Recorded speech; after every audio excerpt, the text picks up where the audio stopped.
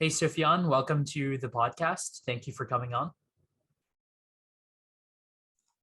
Thank you for having me, Jacob. So I wanted you to come on the podcast to explain everything going on with Web3 and with, decentralization of the next iteration of, the internet. Because I think a lot of the people who watch my show are, don't really know too much about that stuff. They're just learning about crypto and Bitcoin and Ethereum. So could you explain what the whole entire Web3 revolution is?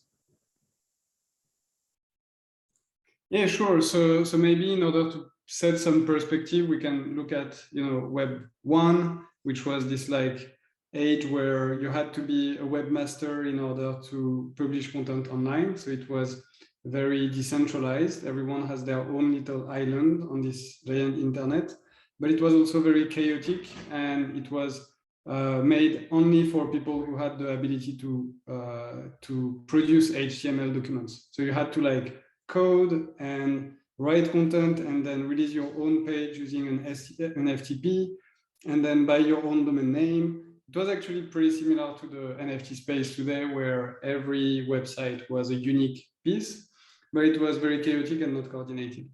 And so then came a new type of technology, which was the dynamic websites made of databases.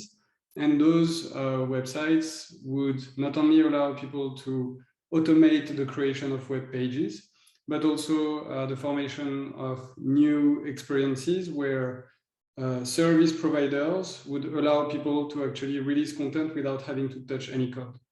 And so that's the rise of what we call now social media, the Web 2.0, which is all those like user-generated content interfaces where service providers provide the infrastructures, and people can just come and upload anything and get access to the world. So all the YouTubes and Instagrams of the world. And this phase had something very specific, which is that most of it is based on advertising, meaning that the main KPIs for those platforms is how to catch attention and how to keep people as long as possible on those interfaces. The most advanced iteration of that is the Reels, where you're on your phone and it's like, it just grabs your attention. And that's not the only way the web could work.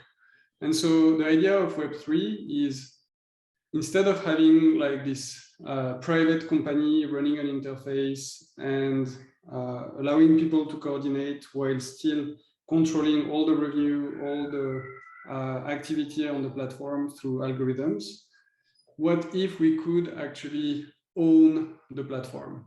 And so the whole web infrastructure, in the same way as it's done with Bitcoin and Ethereum, we could have an entire new internet where instead of having shareholders on one side and then the users on the other side and the tech giants basically controlling the platforms and trying to maximize the profit, we would have actually open source communities releasing some code, and then the code being run by blockchain, which is an abstraction, which is people putting together their computers, and ownership distributed across all the user base. And so this has started already with some very powerful use cases. NFTs are definitely part of this revolution. And so the idea is to create an internet that is owned by the internet users, where they can capture value through all kinds of economic models. So is Web3 just a philosophy? Is it just the idea that users have ownership of the platforms that they engage with and they help build those platforms as well? Or is there something deeper to it, like a different experience? Yeah, so I would say yes to two of them, which is that, yes, it's a philosophy, it's a culture. So it's this idea that we could have an internet where more horizontal, let's say. So there is definitely a cultural aspect to it. Some cultures don't really care about centralization. So definitely. Then obviously there is something also deeper in terms of the capabilities of the technology, in the sense that there are things that you could not do without Web3. For example, if you look at Bitcoin, there has not been so far any private entity or even public entity that has kept the promise of not diluting the supply of a currency. So, it has never happened in the whole history. It's the first time that now you have more than $1 trillion that is stored on a blockchain database that anyone around the world can trust. You have miners, you have holders, you have exchanges. It's an entire ecosystem of people who don't know each other. They don't have contracts, and it's just working, and people are storing their money there. And some people are going as far as putting all their money there, selling their house and going on holiday, living in hotels and so on. So it has capabilities that current technologies don't have. So how does Web3 interact with the idea of the metaverse, which is becoming an increasingly more popular topic in our daily life? How would you compare the two? Yeah, so if you look, so to me, the metaverse is an extension. Let's say it's a more realistic experience of the internet. So the metaverse has kind of always been, in the sense that there is the persistence of a virtual world that is outside, that is a form of new land. So we kind of have conquered the whole land around us. There is no place in the world that we don't have already put on a map. So the question is, how do we extend that? So there is obviously travel to space. That's one way. Another way is to create digital land, digital areas. And so the difference, I would say, between the Web 2 version of the metaverse and the Web 3 version of the metaverse is that if you have a private company that owns this land, you are a renter. So you just come here, and at any time they have the control over the servers and they can do whatever they want with it. The Web 3 version of the metaverse is actually, you can, as a creator, for example, you can produce assets and sell them in this digital world. You can sell land, and people can rely on the ownership of this land. And you can create all kinds of economic models where the underlying economic is the main difference, I would say. So who's selling that land? Is there, because you mentioned it's not a private private company that owns the metaverse, who would be selling that land? So when you do Web3, there is always a starting point where a company is kind of selling something. So there is always a private company or a private entity or a private person.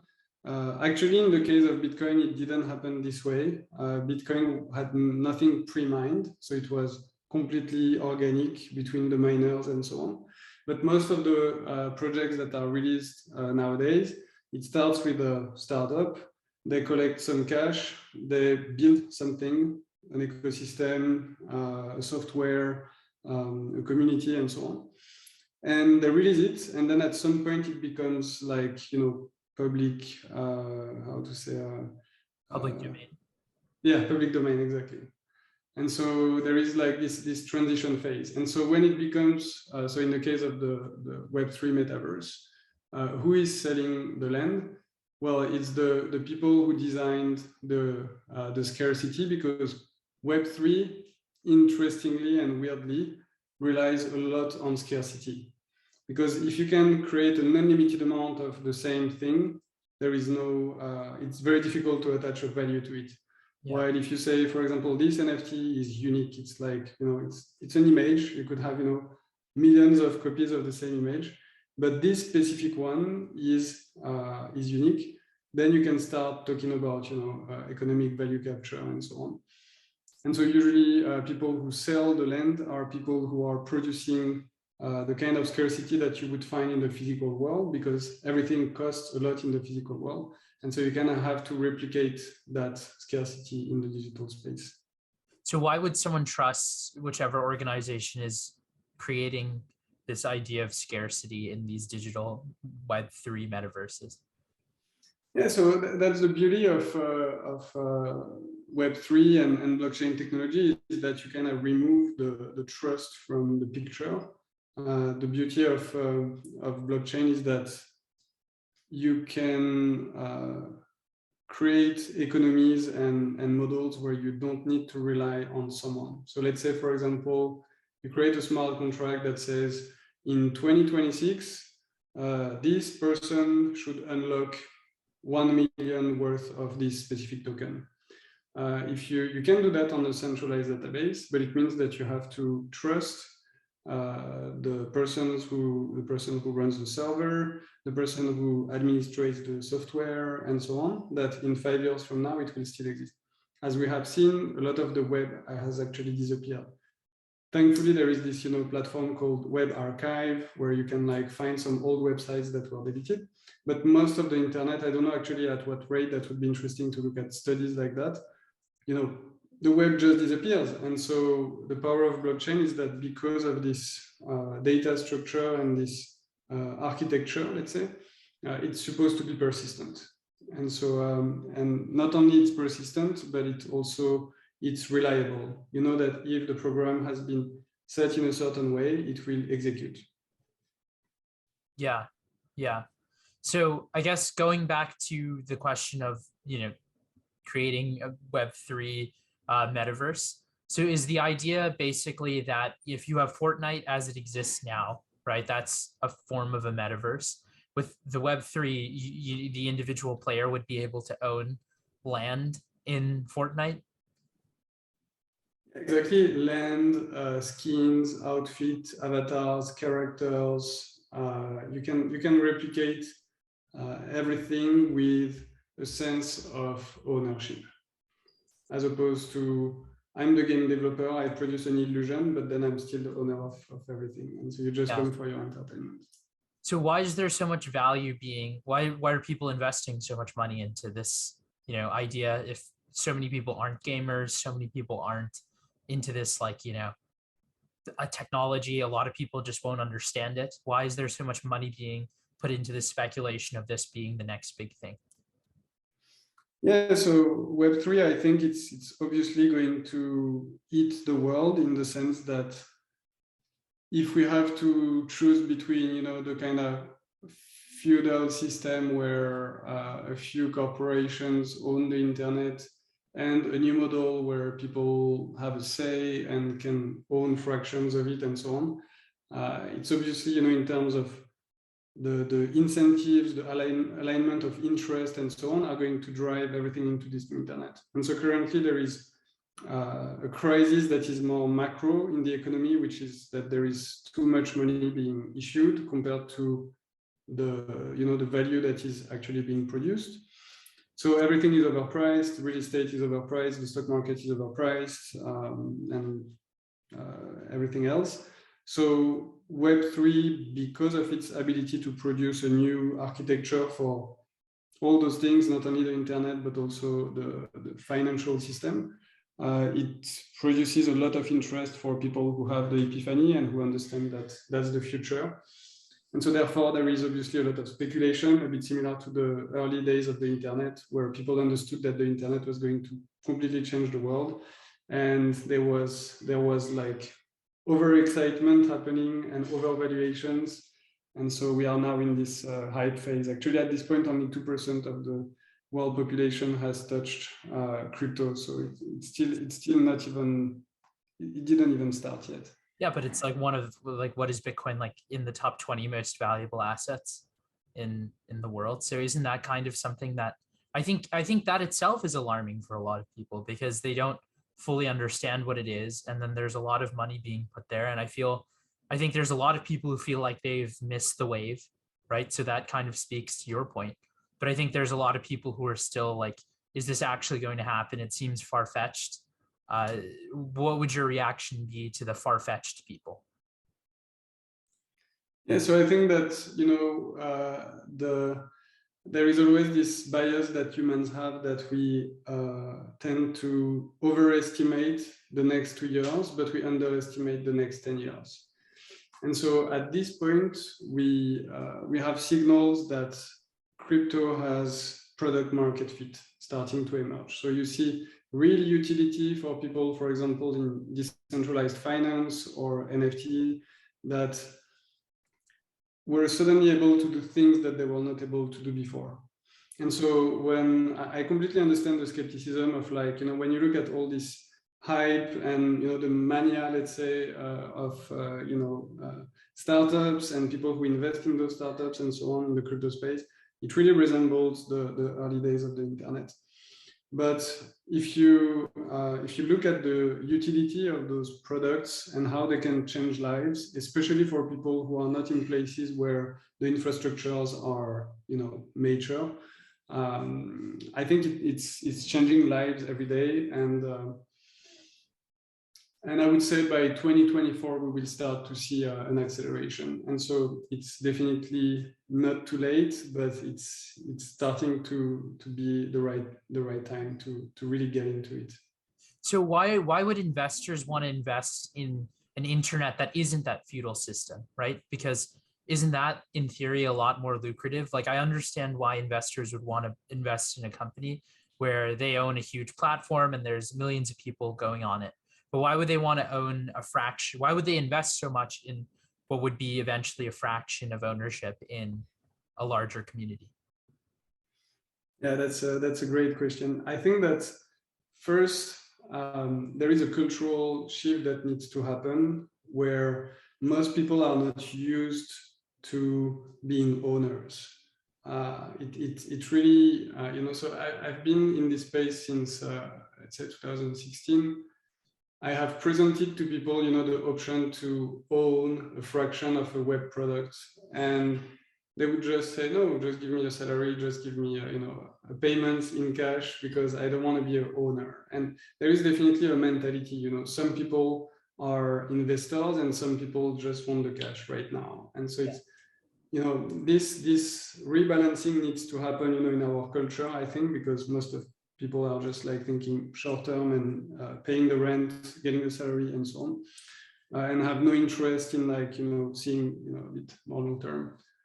So there is now an opportunity for a lot of people who are more on the investor side, who tend to save and take risks, to benefit from all this gap between what is offered to people and what they are willing to accept. Because obviously, being an owner somehow means also to put some effort. So when you see all those DeFi projects, exchanges, and so on, yes, they give away tokens for free to their communities, but the communities also, they have skin in the game, and they are active and they do things. So there is this first aspect. The second is, yes, the ownership of investors in Web3 is much smaller, but because it's going to grow very fast, it compensates the gap, basically. So is it better to own 70% of something that's completely yours, or is it better to own 3% of something that everyone owns and everyone is going to support? And so that's very interesting kind of situations to look at in Web3, where some projects, they just give away everything, the whole ownership of the platform for free to their community. Yeah. Some are, so you have lots of business models and you have a granularity, let's say, between all those things. So how does Web3 relate to DAOs, decentralized autonomous organizations? That's another big term. It's being thrown around a lot. Do you mind explaining the connection with the two? Sure. So because we talk about ownership, ownership means, the return, but it means also that if you own something, you are supposed to be in charge. And so what does it mean to be in charge when you have, 1 million users who own little tokens, units of ownership of a platform? And how can they coordinate? How can they take decisions? And so this has been explored actually since 2013. Those are nothing new. I've participated in many of them. And it's not the ideal scenario, because sometimes it's very difficult to take decisions when you have too many people, trying to coordinate. But what DAOs do is you have those units of ownership of the platform, and you will make proposals, and people will vote with their tokens. And then you have all kinds of variations of that. But the whole concept is that if you have, and it's kind of similar to the stock market, voting rights that you could have, if you had equity. The difference is here, you are not buying this token as an investment. You are owning it because it's a utility within the service that you use. So it's like you go to, I don't know actually if does Disneyland have their own currency inside the park? I think so. I think they have some kind of, it's tokenized. Yeah. Yeah. So imagine you have, some Disneyland tokens, and at some point they would say, hey, do you want to show with Mickey Mouse or Donald? And you would just, use, and based on how many tokens you have on your wallet, you would vote. And, so it's kind of blending, let's say, all the different economic mechanisms that exist into one unit of ownership. And then it becomes this universal thing that you are a co-owner of something, and you can use those units to spend them within the ecosystem, or just to speculate, or just maybe both at the same time, or to exercise some form of governance on top of it. So I have one final question on this, Web3 and DAO stuff. The people who are going to watch this show are going to be in their 20s. They're going to be young and want to invest. I feel like most of them think that they missed the wave of Ethereum and Bitcoin, right? So they want to get into something that'll be probably lucrative for themselves, and they want to put all of their energy into something. How do you know which projects to vet? How do you know which one is a legit project? How do you do that vetting process? Yeah, so in my case, for example, what I do is I buy things that I know where I know that the teams are really here to build something for the long run. Because the crypto space currently is made of three types of projects. You have obviously the ones that are vetted by prestigious crypto funds. So you have hundreds of them around the world, and they do their work, they do the due diligence and so on, and they make sure that the project is legit, and that there is some kind of accountability, that people who have been promising that they would release a software and that they would develop the community and so on will do it. So this is a good stamp of approval. Then you have the second category, which is the projects that don't have access or didn't decide to receive this kind of investment. They just want to build a grassroots community and get listed on exchanges. And in that case, the best way is to be part of their communities. Usually they have groups and chats, Discord, Telegram, and so on. And you can just, follow them and feel if you want to be part of it. It's really about a belief in a community. The founders are the ones who initiate, but then it's about, is there a solid community behind who's appropriating it and who will carry the project? And how is this community also growing, and what are the kind of economic and non-economic incentives for those communities to actually contribute? And then you have the third category, which I really hate in the crypto space, which is those projects that are building hype using some mechanisms, let's say, to produce FOMO and put a lot of buzzwords, and they are just very good at making a launch, but then they don't know how to build those products, or they don't even intend to do so. And those are actually projects where some investors make even more money, because they are putting all their energy into the marketing of the tokens or the assets that they are selling. And I would recommend against for two main reasons. First, it's not very ethical, and second, because someone is going to have to pay for that at some point. Someone will make a bad investment, and in general, also it's risky. And so yeah, I would recommend. How do you vet founding teams? I think the founding team matters less, because by definition, it's not. It depends also at what stage, but what really matters is the community, and is the growth, and it's an alchemy. It's a belief that something is going to work. So, for example, let's take a project that I like, Filecoin. So, Filecoin is the coin of the IPFS project. So currently, IPFS is a completely open protocol. It's distributed. It's open source. You have lots of people using it. So the question is, do I believe that in the long run, people will actually adopt IPFS? And I believe that there is a strong network effect. I believe that protocol is pretty well designed. I believe that it has solid momentum within the Web3 stack, and I don't see it. There is no real competition or alternative because there is no incentive to do so. So then the question is, how is the token going to perform in terms of utility and so on over time? And so this whole decision process depends less on the team than on all the other factors.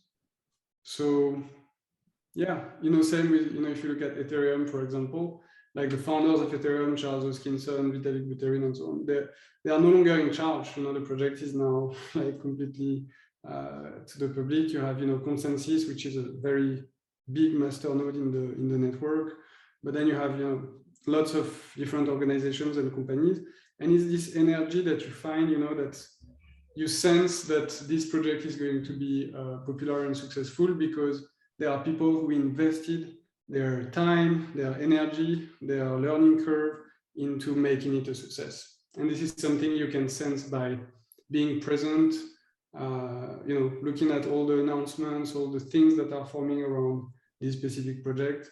And yeah, it's about gut feelings, and I think having an expertise in that domain. So if someone wants to purchase some tokens from a project that is about, I don't know, music, if you love music and if you know music, you are more likely to make a better decision than going into a niche that you don't know. Oh man. And awesome. I appreciate it. Thank you so much for having me. the best. Good luck. Bye. Thank you.